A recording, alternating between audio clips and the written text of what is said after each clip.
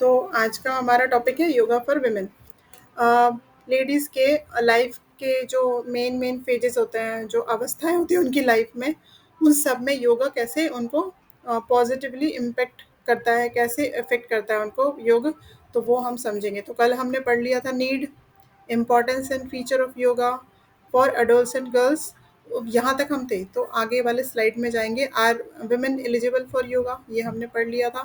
Then is yoga ideal for women, ये भी हम समझ चुके हैं कि कैसे वो आइडियल है, बिकॉज वो उसमें कोई बहुत ज़्यादा एक्सपेंसिव मशीनरीज वगैरह हमको यूज़ नहीं करनी होती हैं। Importance and feature of yoga for adolescence girls, ये भी पढ़ लिया था। एज समझ लिया था कि एडोलसेंस एज कौन सी होती है, 10 to 19 ईयर्स। उसमें 10 to 14 है अर्ली एडोलसेंस, 15 to 19 है लेट एडोलसेंस। एज के बाद में हमारा नेक्स्ट टॉपिक था ऑब्जेक्टिव्स, ये वाला यहाँ से पढ़ेंगे आज।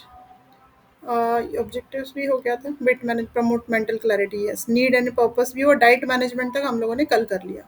अब गाइडलाइंस योगा फॉर अडोलसेंट। तो क्या है, there should be no any competitive attitude while practicing yoga.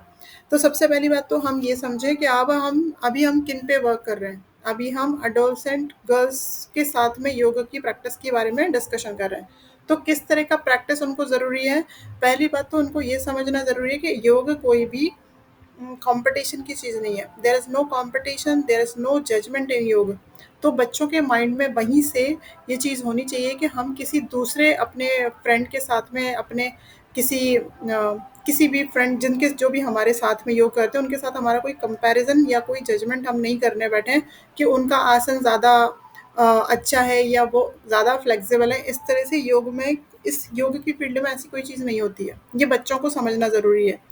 अगर वो उसी एज में समझ जाएँगे तो लाइफ टाइम इसी तरह का एटीट्यूड रखेंगे योग के लिए, ठीक है ना? आज की डेट में भी कब बहुत बार ऐसे होता है कि हम लोग योग को उसी तरीके से समझते हैं कि जैसे कि अभी कॉम्पिटिशन्स वगैरह होने लगे हैं योगा के, बहुत ज़्यादा कॉम्पिटिशन्स होने लगे हैं, तो उसमें बहुत डिफ़िकल्ट आसन, एडवांस आसन वो लोग करते हैं। और हम ऐसे समझते हैं कि योग मतलब जो जितना फ्लेक्सिबल है वो उतना अच्छा योगी है। ऐसा नहीं होता। योग का बेनिफिट उसको भी उतना ही होगा जो फ्लेक्सिबल नहीं है, जिनकी बॉडी काफ़ी रिजिड है लेकिन वो रेगुलरली योग करते हैं, तो उनको भी उतना ही बेनिफिट होगा, ठीक है? तो ये एटीट्यूड बचपन से, उनके एडोलसेंस से हमको डेवलप करना होगा। Girls should avoid yoga practice during menstruations और they can practice relaxing practices. तो ये भी बात बच्चियों को उसी टाइम में, उसी एज में समझना बहुत ज़रूरी है कि जैसे कि जजमेंट नहीं है योग में, वैसा ही ऐसा कोई नहीं है कि आप पीरियड्स के दिनों में भी आपको डेली करना ही है।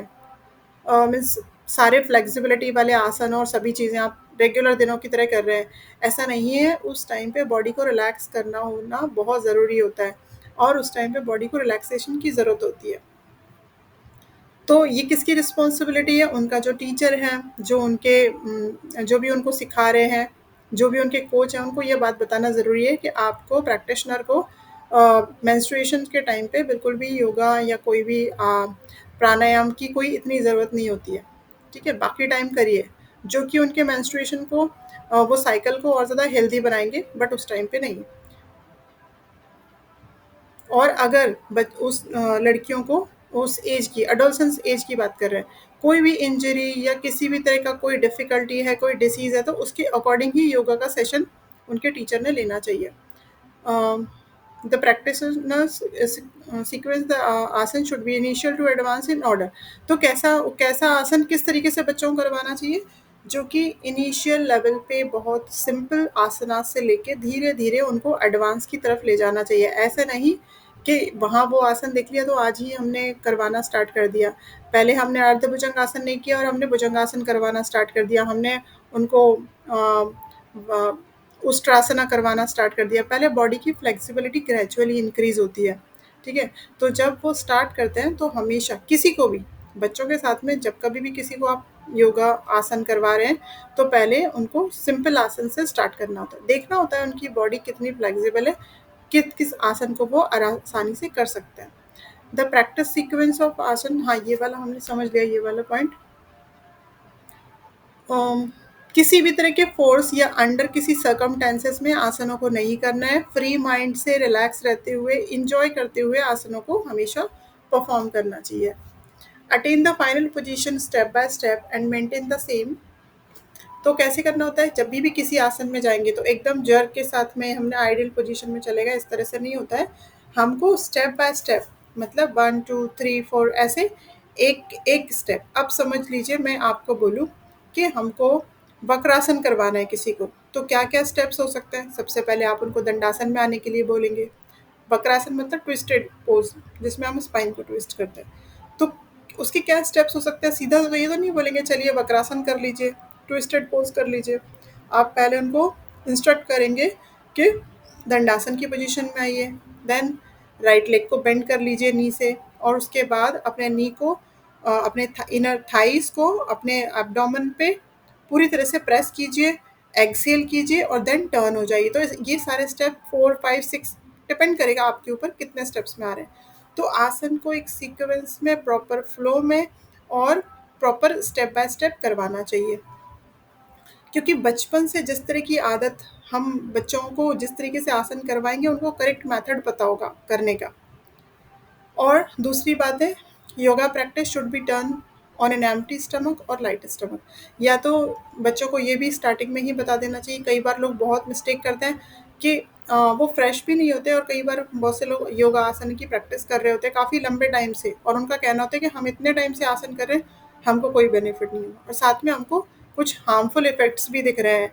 तो क्यों दिख रहे हैं, बिकॉज उन्होंने जो चीज़ें का पालन करना चाहिए था वो उन्होंने नहीं किया, एम्प्टी स्टमक नहीं किया, फ्रेश नहीं हुए और आसन करने बैठ गए, या फिर उन्होंने कुछ हेवी खा लिया, ब्रेकफास्ट कर लिया देन आसन कर रहे हैं। इस टाइप की चीज़ें हमको एडोलसेंस एज से ही उनको बताना चाहिए कि या तो एम्प्टी स्टमक रहो, पूरी तरह से पेट खाली, या फिर आप एक से लाइक ड्राई फ्रूट्स, या आपने थोड़ा बहुत कुछ खा लिया, कुछ नट्स ले लिया, थोड़े बहुत नट्स ले लिए, थोड़ा सा मिल्क या चाय वगैरह तो खाली पेट में नहीं लेना चाहिए।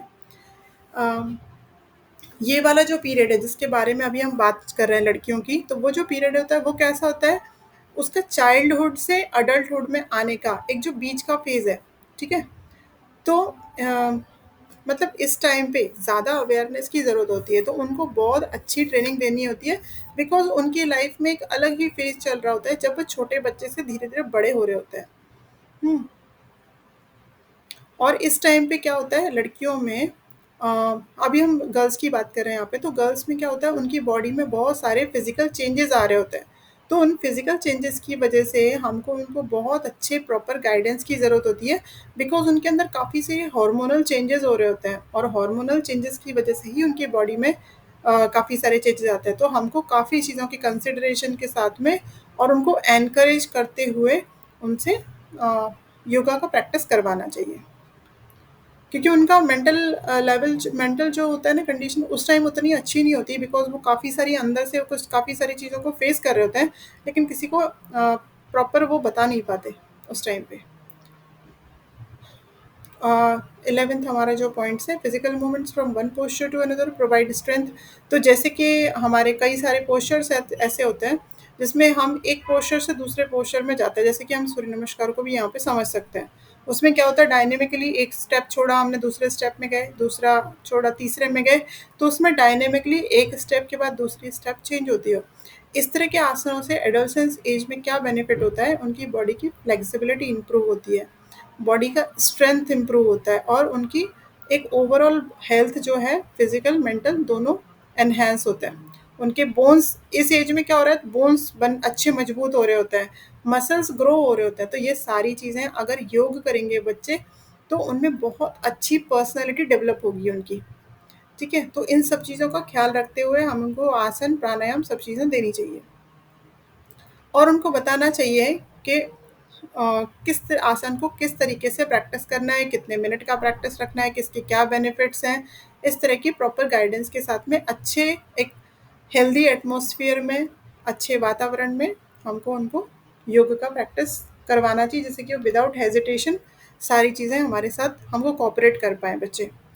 अब recommended protocol for adolescent girls, girls के लिए क्या रिकमेंडेड है, क्या चीज़ें आप उनको करवा सकते हैं बेसिकली। तो हमें पता है सबसे पहले हम जब भी हम अपना योग का एक सीक्वेंस बोलिए, या आपका सेशन जो स्टार्ट होता है हमेशा एक प्रेयर से स्टार्ट होता है। तो कोई भी प्रेयर आप अच्छे रख सकते हैं। प्रेयर का रीज़न क्या होता है क्या कोई आध्यात्मिक रीज़न है प्रेयर का? कोई बता सकता है कि हमारे हमेशा योग के क्लास में प्रेयर से स्टार्ट क्यों होती है?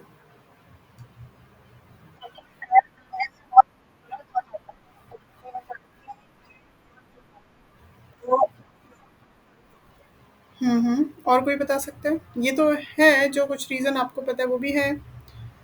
एक तो उसका एक सटीक रीज़न है प्रेयर। नहीं, बट अगर कोई भगवान में विश्वास ही ना करता हो देन क्या करेंगे? कोई नास्तिक फिलॉसफी से हो, नास्तिक दर्शन को, इनको किसी धर्म को मानते हो जो उसमें वो भगवान को मानते ही नहीं है, देन उनको क्या करेंगे हम प्रेयर? और कोई हुँ, एक्चुअली एक्चुअली यही उसका सटीक रीज़न यही है। क्योंकि देखिए हम प्रेयर में क्या करते हैं, संस्कृत के श्लोकास यूज़ करते हैं, इन जनरल संस्कृत के मंत्र रहते हैं। तो आप भी कभी करके देखिए, जो हम रेगुलर भी अपनी क्लास में करवा रहे होते हैं ना, अगर हमारा भी ध्यान 2 सेकंड के लिए इधर हो जाए तो हमारे मुँह से हमको एक कॉन्फिडेंस लूज़ हो जाता है कि हमारे मुँह से कुछ गलत वर्ड थोड़ा इधर-उधर तो नहीं हो गया, क्योंकि संस्कृत के शब्द इतने कॉम्प्लिकेटेड और इतने प्रॉपर प्रोनाउंसिएशन की उनको ज़रूरत होती है कि अगर हम पूरा कंसंट्रेशन के साथ नहीं उनको बोलेंगे, नहीं चैंट करेंगे, तो वो कुछ का कुछ निकल जाएगा मुँह से। तो संस्कृत का जब वर्ड, संस्कृत के मंत्रास जब हम चैंट करते हैं, तो हमारा पूरा फ़ोकस उन वर्ड्स पे आ जाता है और इस वज़ह से सारी जगहों से हट के अपनी क्लास में आ जाते हैं हम, धीरे से कॉन्संट्रेट होके। तो प्रेयर का रीज़न यही है कि जो बच्चे हैं, यहाँ पे एडोलसेंट गर्ल्स की बात हो रही है, वो घर से किस एटमॉस्फेयर से, कैसे सराउंडिंग से, कैसे माइंडसेट से निकल के आए, या स्कूल से आए हैं, कहीं से भी आए, उनके माइंड में क्या चीज़ें चल रही थी, प्रेयर करने के बाद वो 80-90% तक पूरी तरह से फुल्ली प्रेजेंट हो जाते हैं क्लास में। जैसे ही प्रेयर हो गई तो एक उनका ध्यान पूरा जो क्लास में हो रहा है उस पे आ जाता है। ठीक है? तो इसलिए प्रेयर का रीज़न है कंसंट्रेशन सबसे ज़्यादा। क्योंकि हम ईश्वर वगैरह का यहाँ पे नहीं बोल सकते, क्योंकि अगर कोई नहीं मानता है देन उसके लिए भी प्रेयर ज़रूरी है। तो प्रेयर का काम है कंसंट्रेशन। ठीक है? इसीलिए हर स्कूल में हर तरह के, या योगा की बात नहीं हो रही, किसी भी स्कूल चले जाइए, कहीं भी स्टार्ट होता है तो वहाँ पे कोई ना कोई प्रेयर, छोटा कोई मंत्र चैंटिंग होती है कि जिससे कि आप जो माइंडसेट से बाहर से कहीं से आए हो वो सारा वहीं छोड़ दो और आप कंसंट्रेशन लेवल आपका अच्छा हो जाए, जैसे कि आप जो भी पढ़ने वाले हो आगे वो आप समझ पाओ। ठीक है? दूसरी चीज़ से स्टार्ट होता है प्रेयर के बाद, हम हमेशा एकदम से आसन तो करवाते नहीं है। यौगिक सूक्ष्म व्यायाम होता है जिनको हम माइक्रो सर्कुलेशन प्रैक्टिसेस बोलते हैं। क्यों? क्योंकि आसन करने के पहले वो इसलिए इम्पोर्टेंट है बिकॉज़ आसन में एक अ, आसन करने के पहले अगर हमने बॉडी को वार्म अप कर लिया, थोड़ा-सा ब्लड सर्कुलेशन को इम्प्रूव कर लिया, तो 2-3 फ़ायदे होते हैं। जैसे कि एक तो आपका आसन अच्छे से होगा, आपको आसन में किसी तरह का कोई प्रॉब्लम नहीं होगा करने में। दूसरी बात, आपकी बॉडी की फ्लेक्सिबिलिटी थोड़ी इंक्रीज़ हो जाती है उससे, क्योंकि ब्लड सर्कुलेशन प्रॉपर होने लगा। तीसरी बात ये कि आपको आसन में कोई भी इंजरी होने के चांसेस पूरी तरह से निल हो जाते हैं, बिकॉज़ आपने पहले ही वार्म अप एक्सरसाइज़ेज़, पहले ही सूक्ष्म व्यायाम, जॉइंट्स को हिला-डुला लिया है। दैट मीन्स अगर आप एकदम से स्टिफ बॉडी से आसन करने लगे, सुबह उठते हैं हम, जनरली हम योगा का प्रैक्टिस मॉर्निंग में करते हैं, ठीक है ना? मॉर्निंग उठते साथ हमने 1-2 आसन कर लिए और कहीं पे कुछ हो गया हमको इंजरी, तो क्या रीज़न था उसका? हमने माइक्रो एक्सरसाइज़ेज़ किए ही नहीं, हमने वार्म अप किया ही नहीं, उस वजह से हमारे जॉइंट्स थे वो रिजिड थे। उनमें एक अ, रिजिडनेस थी, क्या बोलना चाहिए, जड़त्व टाइप का। सुबह उठने के बाद ये वैसे होता है। तो इस टाइप के लिए हमको पहले सूक्ष्म व्यायाम करना बहुत ज़रूरी है। अब बॉडी में जितने भी जॉइंट्स हैं, ऊपर से लेके नीचे तक, हमको हेड से लेके अपने नेक से स्टार्ट करते हुए एंकल तक जाना चाहिए धीरे-धीरे। सीक्वेंस में रहेगा तो याद रखने को ईज़ी जाएगा। तो आप अगर करवाते हैं तो पहले नेक मूवमेंट्स में फॉरवर्ड बैकवर्ड आएगा, फिर राइट एंड लेफ्ट बेंडिंग आएगा नेक का, राइट एंड लेफ्ट ट्विस्टिंग आएगा, नेक का रोटेशन आएगा। उसमें फुल रोटेशन नहीं करवाना चाहिए बिकॉज़ वो थोड़ा हार्मफुल होता है। उसको आप वंस इन अ व्हाइल करवा सकते हो। लाइक अगर कोई पूरा हेल्दी है, मतलब उसके नेक पोर्शन में, सर्वाइकल पोर्शन में कोई इश्यूज़ नहीं है, उनको सर्वाइकल का कोई प्रॉब्लम नहीं है, तो आप उनको 15 डेज़ में एक बार फुल रोटेशन करवा सकते हो। अदरवाइज़ फुल रोटेशन को कंप्लीटली अवॉइड करना चाहिए। आप हाफ रोटेशन करवा सकते हैं उनको, किसी को भी। ठीक है? क्योंकि फुल रोटेशन अलाउड नहीं है, उसको नहीं करना चाहिए। शोल्डर मूवमेंट्स में क्या आएगा? शोल्डर का स्ट्रेच आएगा, शोल्डर का रोटेशन आएगा, उसके बाद हम नीचे जाएँगे, शोल्डर से नी पे आएँगे, नी के मूवमेंट, एंकल मूवमेंट, इस तरह से हमको सारी चीज़ें आसन के पहले करवाना चाहिए। उसके बाद आएगा हमारा सूर्य नमस्कार। सूर्य नमस्कार के बाद आप जो भी आसन उनको करवाना चाहते हैं, आसनों को कुछ पार्ट में डिवाइड करके करवाना चाहिए। जैसे कि स्टैंडिंग पोस्चर्स कुछ, जिनमें है मेन ताड़ासना, वृक्षासना, पादहस्तासना, त्रिकोणासन, गरुड़ासन, ये सब हम करवा सकते हैं। देखिए, गरुड़ासन का नाम यहाँ क्यों दिया हुआ है, किसी और का नाम क्यों नहीं दिया? गरुड़ासन क्यों दिया है, बता सकता है कोई? रीज़न क्या है?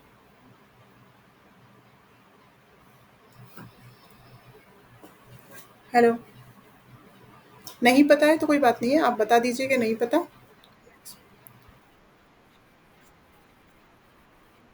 हाँ,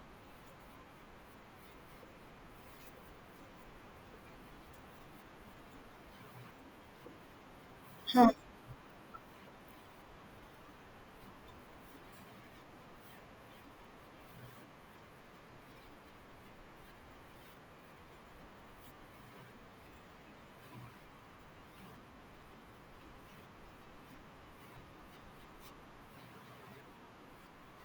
हुँ।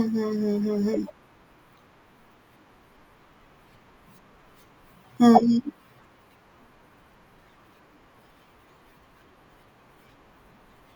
देखिए, आपने जो बताया काफ़ी कुछ सही बताया। गरुड़ासन का नाम ही है गरुड़, गरुड़ मतलब ईगल, सुना होगा आपने, ईगल, ईगल पोज़ बोलते हैं इसको। तो ईगल जो होता है ना, जो गरुड़ होता है ना, वो ऊपर से इतना हाइट से वो फ़िश को पानी के अंदर से देख लेता है। पता है कैसे? कॉन्सन्ट्रेशन उसका, उतना हाइट पे उड़ते हुए वो देख लेता है फ़िश को। तो इसलिए बोला जाता है कि गरुड़ासन करने से हमारा भी माइंड उतना ही कॉन्सन्ट्रेट हो जाता है, हर चीज़ पे हम फ़ोकस्ड हो जाते हैं। तो उस एज के बच्चों को, उस एज मतलब जो स्टूडेंट हैं, स्टूडेंट लाइफ़ की, तो एडोलसेंस में भी वो लोग तो स्टूडेंट ही है ना, तो उनको कॉन्सन्ट्रेशन लेवल उनका बहुत पुअर होता है। तो उनके कंसंट्रेशन लेवल को एनहांस करने के लिए गरुड़ासन बहुत बेस्ट आसन है, इसलिए गरुड़ासन यहाँ दिया हुआ है। ट्रायंगल पोज, पाद हस्तासना सब अपनी जगह पे है, बट स्टूडेंट को हमेशा गरुड़ासन का प्रैक्टिस करवाना चाहिए, क्योंकि उनको बहुत ज़्यादा कंसंट्रेशन की ज़रूरत होती है अपनी पढ़ाई के लिए, और वही वो नहीं कर पाते। सिंपल सा एग्ज़ाम में इतना परेशान हो जाते हैं, बिकॉज़ वो पूरे साल भर उन्होंने पढ़ाई नहीं की होती, पूरी तरह डिस्ट्रैक्टेड रहते हैं वो लोग। तो डिस्ट्रैक्शन को कम करने के लिए गरुड़ासन बहुत अच्छा है। उसके बाद सिटिंग पोजीशन में आता है, सिटिंग पोस्चर्स में पद्मासना, वज्रासन, उष्ट्रासन, ये आसन बॉडी के अलग-अलग पार्ट्स पे बहुत इफ़ेक्टिव होते हैं, और गर्ल्स के लिए उनके जो रिप्रोडक्टिव ऑर्गन्स को हेल्दी बनाने के लिए बहुत अच्छे आसन है। मैक्सिमम सभी आसन सभी सिस्टम पे वर्क करते हैं देखा जाए तो। कुछ स्पेसिफिक होते हैं, जैसे हमने गरुड़ासन की बात कर ली, है ना? तो ऐसे स्पेसिफिक होते हैं, किसी एक पार्ट पे काम करें, अदरवाइज़ सभी आसन बॉडी के सभी पार्ट के लिए अच्छे हैं। बिकॉज़ बॉडी पार्ट्स तो कनेक्टेड हैं, इंटरनल ऑर्गन्स भी कनेक्टेड हैं, ठीक है? ऐसे ही गोमुख आसन, भद्रासन, और उसके बाद आएँगे, मतलब कहने का मतलब है स्टैंडिंग से स्टार्ट किया, फिर हम सिटिंग में गए, देन प्रोन पोज़ीशन में मकरासन, भुजंगासन, शलभासन, हुँ। उसके बाद सुपाइन पोज़ीशन में हम गए, तो सुपाइन पोज़ीशन में कौन-कौन से? अर्धहलासना, अर्धहलासन, वज्रासन, सॉरी ये सिटिंग पोज़ीशन का आ गया है। अर्धहलासन, सेतुबंधासन, सर्वांगासन, चक्रासन, पवन मुक्तासन, शवासन, इस तरह का सीक्वेंस एंड में हम शवासन रखेंगे हमेशा हमारे से। जब भी हम योगा का क्लास लेते हैं, तो आखिरी में शवासन से ही उसको एंड करना चाहिए, बिकॉज बॉडी कंप्लीटली रिलैक्स हो जाती है, माइंड रिलैक्स हो जाता है, और किसी तरह का कोई थकान आपको योगा के क्लास के बाद नहीं फील होता।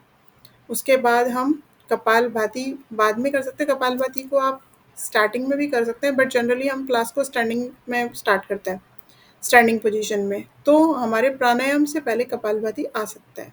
और आप सभी को पता है जैसे कि कपालभाति कोई प्राणायाम नहीं है ना? क्या है कपालभाति? किसी को आइडिया है कपालभाति क्या है? कपालभाति एक शुद्धि क्रिया है, ठीक है? तो कपालभाति को प्राणायाम नहीं बोल सकते, बिकॉज़ वो क्या करती है, हमारी बॉडी को प्यूरिफ़ाई करता है। जो बॉडी में इम्प्योरिटीज़ हैं, जो गंदगी है बॉडी में, जो भी टॉक्सिन्स हैं, उनको रिलीज़ करने का काम कपालभाति करता है। इसलिए इसको प्राणायाम के पहले किया जाता है, जिससे कि प्राणायाम का इफ़ेक्ट प्रॉपर हो, ठीक है? और ये कंसेप्ट हमारे हठ योगा का है। हठ योगा में शुद्धि क्रियाओं का मतलब यही है। हाँ, हठ योग का कंसेप्ट है शुद्धि क्रियाएँ, शुद्धि क्रियाएँ हठ योग में की जाती हैं, तो उनका कंसेप्ट है कि अगर आप किसी भी शुद्धि क्रिया को करे बगैर प्राणायाम करते हो, तो प्राणायाम से जो हीट जनरेट होता है बॉडी में बहुत हीट जनरेट होता है प्राणायाम से, उसके इफ़ेक्ट जो होते हैं, उसकी जो हीट होती है, उसको हम अ, बियर ही नहीं कर सकते, उसकी हीट को हम सहन ही नहीं कर पाएँगे। क्यों? क्योंकि हमारी बॉडी में इम्प्योरिटीज़ हैं, तो वो अगर हमारी बॉडी उसको सहन कर पाए, उसके लिए हमको बॉडी को पहले प्यूरीफाई करना ज़रूरी होता है। तो हमको कम से कम एक टेक्निक जिससे हमारी बॉडी प्यूरीफाई हो, ज़रूर करनी चाहिए। इसलिए हम अपने योगा के क्लास में हमेशा कपालभाति करते हैं पहले। तो 3 राउंड एटलीस्ट 3 मिनट से स्टार्ट करना चाहिए, ठीक है? तो 3 मिनट एटलीस्ट करना ही है, 3 टू 5 मिनट हम आराम से कपालभाति करवा सकते हैं बच्चियों को जो एडोलसेंस एज में है। उसके बाद प्राणायाम में नाड़ी शोधन प्राणायाम कंप्लीटली सेफ है, 6 मिनट 7 मिनट आप करवा सकते हैं। भ्रामरी प्राणायाम है, वो भी उनके ब्रेन और मेमोरी को उनको काफ़ी इम्प्रूव करेगा, बिकॉज़ उनको मेमोरी की बहुत पढ़ाई के लिए उनको बहुत अच्छी शार्प मेमोरी की ज़रूरत होती है, तो भ्रामरी प्राणायाम भी काफ़ी इफ़ेक्टिव है। शीतली प्राणायाम भी काफ़ी अच्छा है।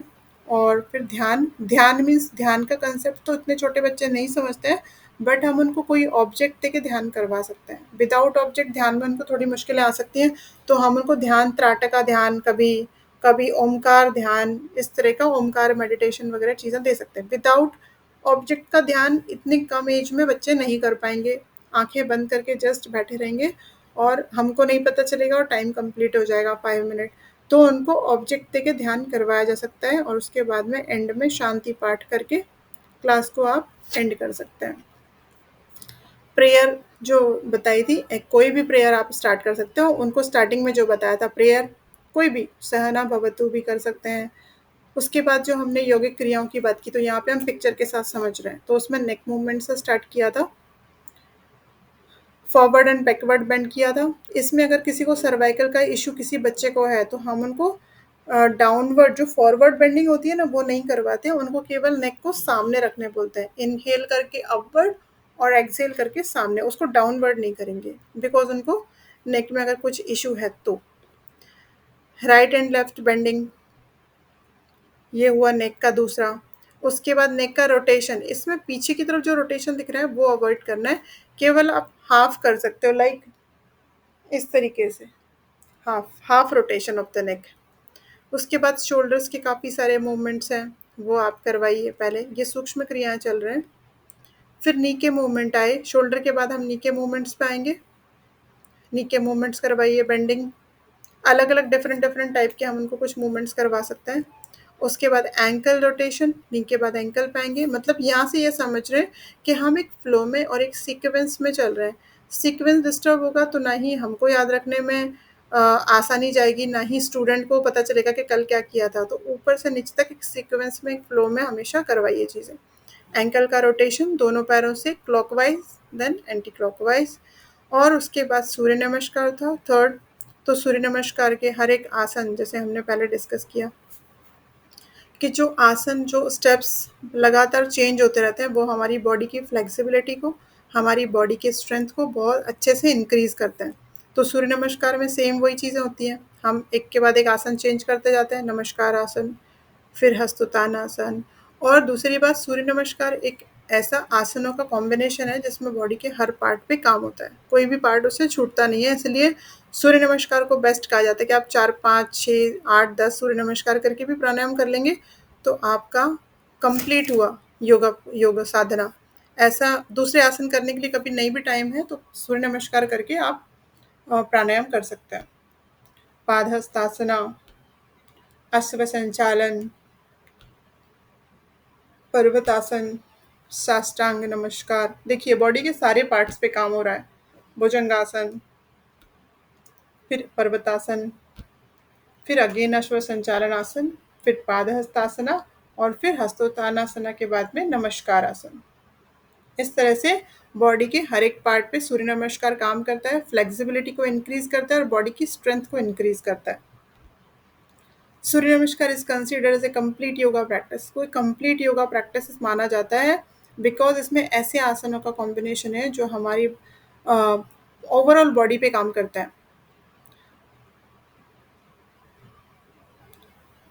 ठीक है, it helps to increase the flexibility of lungs, sorry flexibility, हमारी बॉडी की फ्लेक्सिबिलिटी, साथ में लंग्स की कैपेसिटी को इंक्रीज करता है। जब हम हस्तोत्तानासना करते हैं तो हमारे चेस्ट के मसल्स कंप्लीटली स्ट्रेच हो जाते हैं, हमारा लंग्स पूरी तरह से उसकी कैविटी जो है ना वो एक्सटेंड हो जाती है, उसकी वजह से हमारी हमारी जो इनहेलेशन कैपेसिटी है वो इंक्रीज होती है।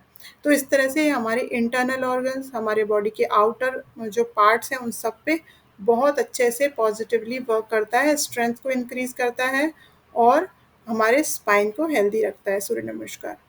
It's regular practice improve the concentration and increase the height of the growing children. और जो अडोलसेंस एज की बच्चियां हैं, जिन गर्ल्स पे हम अभी ये सारा सीक्वेंस जिनके लिए पढ़ रहे हैं, उनकी हाइट को, क्योंकि उनका वो ग्रोइंग एज है, तो उनकी हाइट को भी काफ़ी इंक्रीज करने में हेल्पफुल होता है। कॉशन, बट कॉशन क्या चीज़ों को आपको ध्यान रखना है, जैसे कि हमने स्टार्टिंग में भी डिस्कस किया, इतनी जो सूक्ष्म क्रियाएं हैं उन सब के साथ आसन जो भी करेंगे उन सब में हमको ध्यान रखना होगा कि कोई भी अगर स्पाइनल इंजरी है, हाथ या पैर में कोई चोट लगी हुई है, तो ये सारी चीज़ें डिस्कस करने के बाद ही बच्चों को, गर्ल्स को वो आसन या पूरा आपको जो सीक्वेंस है वो देना है। तो ये तो ये हुआ हमारा एक सीक्वेंस। इसके बाद हम नेक्स्ट इसमें चर्चा करेंगे, डिस्कशन करेंगे कि आसन कौन कौन से हम दे सकते हैं उन लोग को। Just a minute.